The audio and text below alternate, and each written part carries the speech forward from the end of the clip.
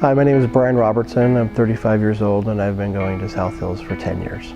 I primarily grew up in a Christian household. I went to private schools my whole life. My family always went to church. So I went away to college and I found myself away from my community, away from my parents, away from my church. And I started getting into the wrong things and the wrong people. So from there, I started getting into drugs, started smoking pot, and then eventually found the drug that took me down, which was painkillers.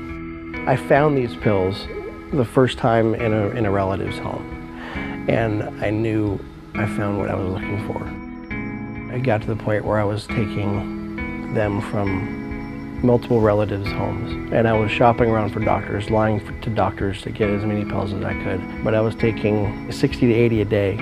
It got to the point where I wasn't feeling anything anymore when I ran out. So at work, I started hurting myself. I started cutting my hand open, and my boss caught me. Luckily, he called my wife.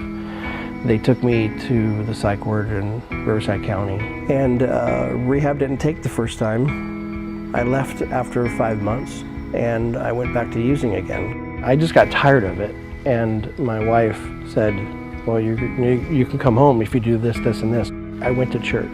I was around these loving people that are here, and eventually started serving again in the tech team and the worship team. It has been my saving grace through staying clean because there's somewhere to go every week, and there's people in my life that know what I've been through and love me anyway.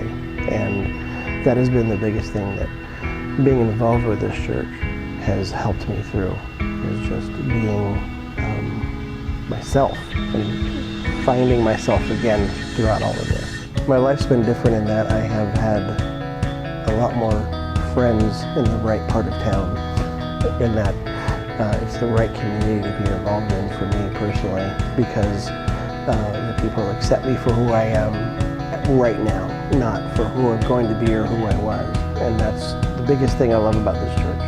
I would encourage them to come back every week until they get what I have, and that is the sense of community and the awesomeness that is this church when it comes to the people, how they treat each other. And because it's not about any building that we have, it's not about where we worship, it's about when I walk in, I know who's going to give me a hug, and I know who's going to say hi and how my week was. And for me, that's the most important thing. So I would say keep coming back until you experience that, because it will happen if you stay here.